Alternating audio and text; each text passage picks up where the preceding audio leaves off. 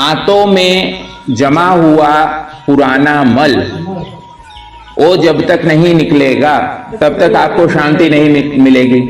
ફાંકી લેશો તો થોડું થોડું એટલે જે આજે ખાધું છે એના અવશેષ નીકળશે, જૂનાના નહીં નીકળે। તો બાત તો એક ही हुई ना। તમે કોઈ ફાંકી લો છો પછી મારા પાસેથી કઈ બીજી ફાંકી લઈ જશો એટલે એમાં અંતર શું થયું? રોગ તો નહીં મટ્યો ને। રોગ મટાવવા માટે ચરી પાડવી બહુ અનિવાર્ય છે।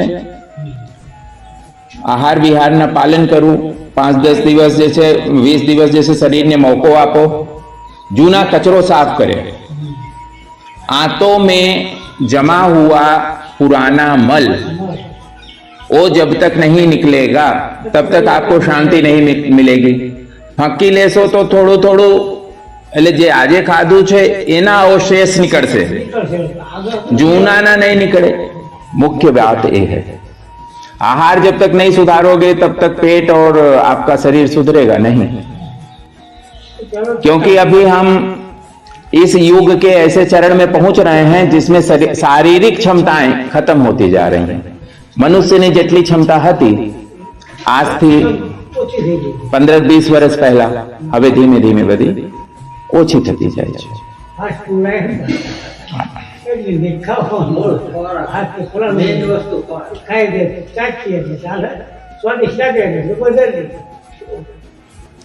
अब ये सब विदेशी खुराक है, स्वदेशी खुराक नहीं है।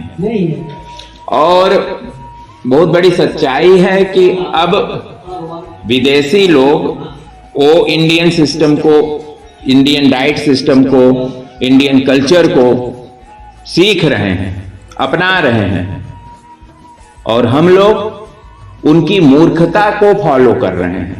उनको तो पता चल गया है मूर्खता थी, वो बाहर निकलते अपने अंदर घुसते हैं।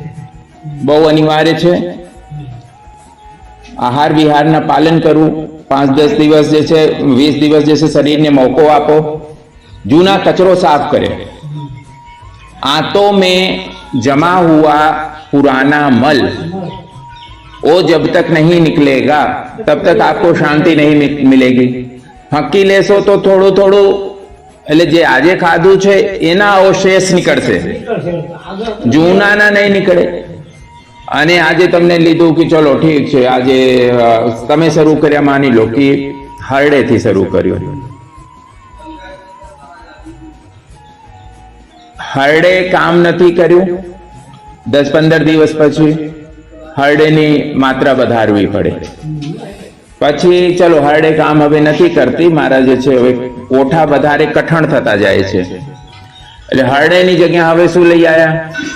પેલું લઈ આયા મીંઢી આવળ। મીંઢી આવળ જળજળ પેટ તો સાફ કરી દે, લેकिन આતરડાને ખોતરી કાઢે એટલે એના લાઇનિંગ બધી ખલાસ થઈ જાય। શુષ્કતા બહુ હોય, લોકોને ખબર ના હોય કે આ મીઠી આવળ લો છો તો તમારે ઘીનું સેવન, માખણનું સેવન અનિવાર્ય હોવું જોઈએ। આ તો ઔષધિઓની વાત। લોકો પછી કાયમ ચૂર્ણ, ગણેશ ચૂર્ણ, કેટલાય ચૂર્ણો પછી ચૂર્ણો બદલાતા રહે છે। પેટ સફા ને દર્દ દફા ઘણા બધા અપનાયા પછી એમ થાય છે કે હવે કોઈ ચૂર્ણ કામ જ નથી કરતું, હવે લાગે છે કે અંદર બધું પડ્યું રહે છે, નીકળતું નથી। એવા સ્થિતિમાં પેશન્ટ પહોંચી જાય છે ફાંકી ખાવા વાળા।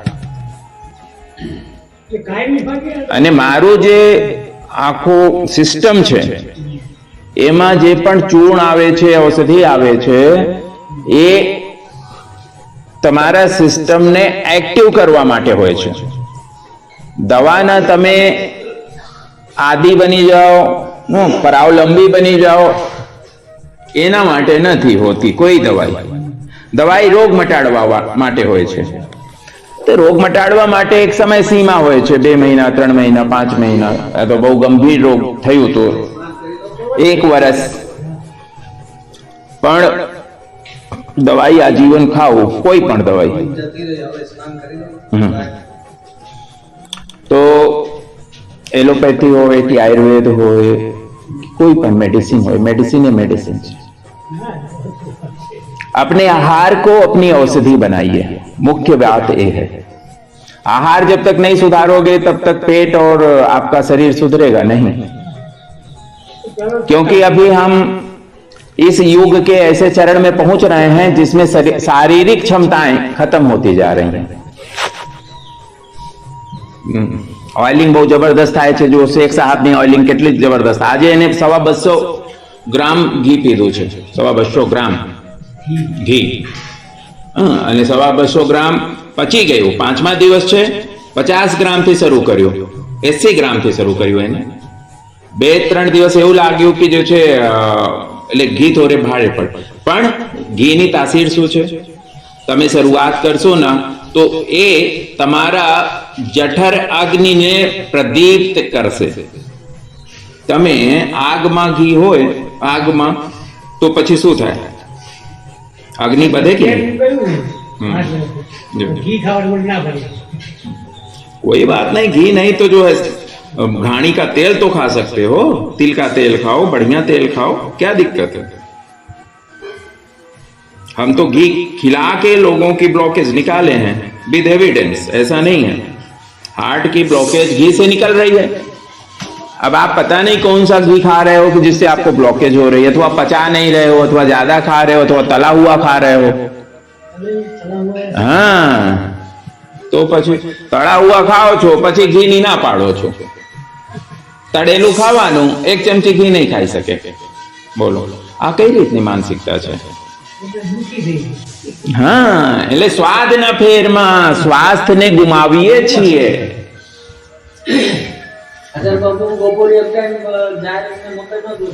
બસ એક ટાઈમનું કમ સે કમ નિયમ પાડો। જો સંસારમાં યુક્તિપૂર્વક ચાલવું પડે।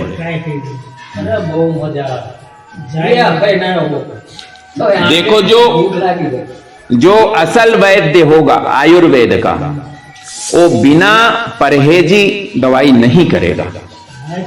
जो व्यापारी होगा, जिनको दवाई बेचनी हो, वो कैसे भी अपनी दवाई जो है ठेल देंगे, लेकिन जिनको रोग मिटाने में, जिनको जीवन सुधारने में इंटरेस्ट है, वो लोग तो आपके जीवन को पहले सुधारेंगे, मूड से उसका निवारण करेंगे, मूड को उखाड़ के फेंकेंगे, तब जो है काम होगा। અને મારું જે આખો સિસ્ટમ છે એમાં જે પણ ચૂર્ણ આવે છે, ઔષધિ આવે છે, એ તમારા સિસ્ટમને એક્ટિવ કરવા માટે હોય છે। દવાના તમે આદિ બની જાઓ, પરાવલંબી બની જાઓ, એના માટે નથી હોતી કોઈ દવાઈ। દવાઈ રોગ મટાડવા માટે હોય છે। તે રોગ મટાડવા માટે એક સમય સીમા હોય છે, 2 મહિના, 3 મહિના, 5 મહિના, આ તો બહુ ગંભીર રોગ થયું તો 1 વર્ષ, પણ દવાઈ આજીવન ખાવું, કોઈ પણ દવાઈ। તો एलोपैथी हो कि आयुर्वेद हो, कोई पण मेडिसिन हो, मेडिसिन है मेडिसिन। अपने आहार को अपनी औषधि बनाइए, मुख्य बात ये है। आहार जब तक नहीं सुधारोगे तब तक पेट और आपका शरीर सुधरेगा नहीं। इनका पंचकर्म चल रहा है, और इससे पहले मड़के की तकलीफ के लिए अहमदाबाद से अप डाउन कर रहे थे। फिर जैसे जैसे इनकी जागृति आयुर्वेद के प्रति और जो यहाँ पे सिस्टम हम कर रहे हैं रोग निवारण का, तो एक बार मतलब इनको भी पूरा शरीर साफ कराना ही था। तो कहे कि चलो ठीक है, हम पूरा समय निकाल के एक बार जो है अपना पूरी सर्विसिंग करा लें। पूरी आखी बॉडी सर्विसिंग થાય છે એમની। घणું साफ થઈ ગયું, घणું जो છે અત્યારે तो जो सुबह तो कितना दौड़ भी लगाए और बोले कि नाचने का भी मन कर रहा है। मतलब जब शरीर हल्का होता है तो मन हल्का होता है।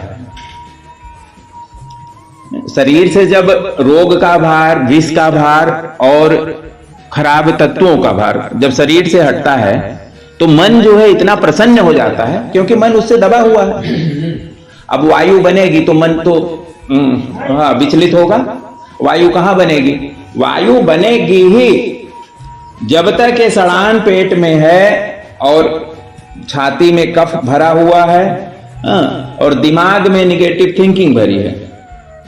निगेटिव थिंकिंग એટલે કે દરેક વસ્તુમાં કાંઈ ને કાંઈ જે છે એમાં એ કાઢવાનું, આમાં તો આમ છે, ઓલા તો આમ છે, આમ તો આમ છે, એટલે निगेटिविटी।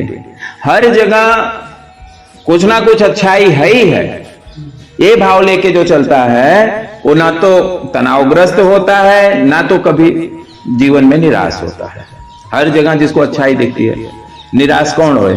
अरे तमारे कहीं तमारा साथे खोटू होए थया होय अने तोय तमे एमां कई सारी कल्याणकारी वस्तु जोई शको छो, तो ये तमे पछी तमने ताण आवे, ताण तो नहीं आवे ना, स्ट्रेस ना थाय, पछी स्ट्रेस ना थाय। એટલે ખાલી એક જોવાની એક કળા છે, જીવન જીવવાની એક કળા છે।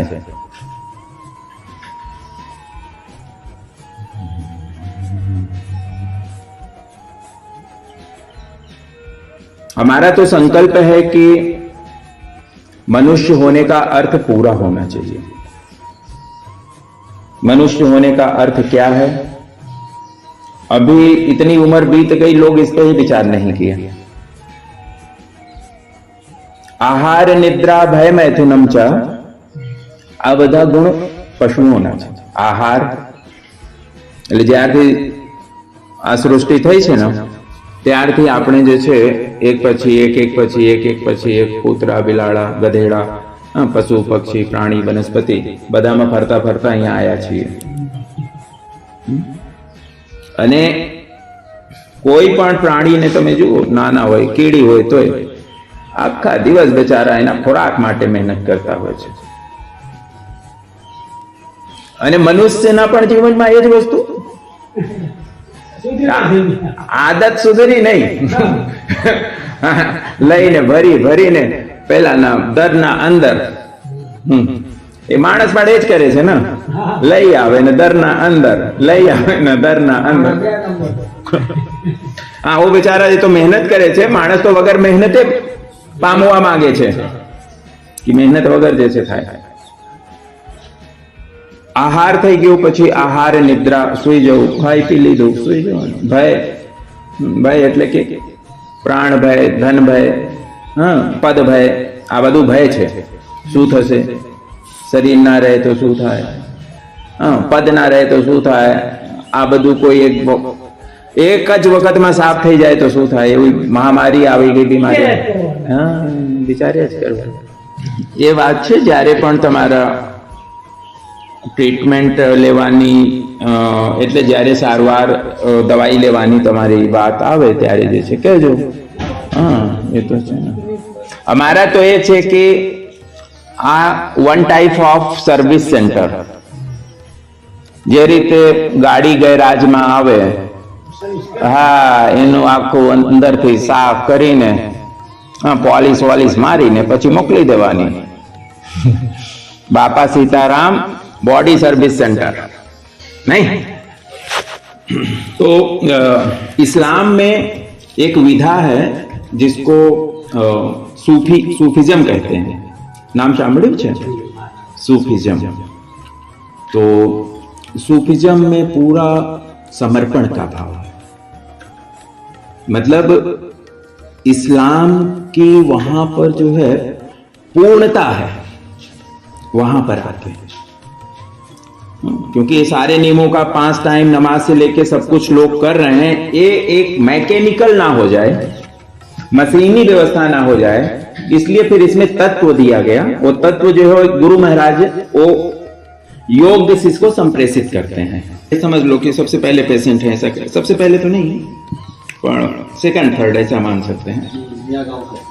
जवारज एक गांव है।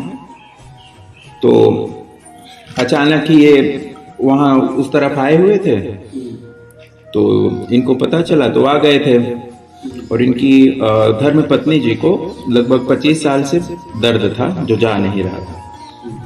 ये दर्द था और बहुत बहुत तकलीफ थी, सोने में, उठने बैठने में, घुटने में तकलीफ शुरू हो गई थी, कमर में तकलीफ थी, कमजोरी बहुत थी, बहुत मतलब ऐसा था कि जो है कहीं मिटेगा नहीं, अब हो गया, बहुत दवाई हो गई।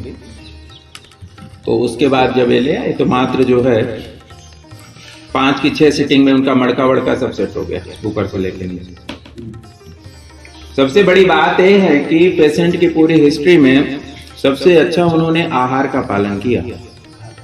हमारे जितने भी पेशेंट हैं, मतलब नहीं तो नहीं, गेहूं छुई नहीं, हाँ, कितने समय तक, लगभग 40-40 दिन, हाँ 1.5 महीना तो पूरा कर ही दिया था उन्होंने।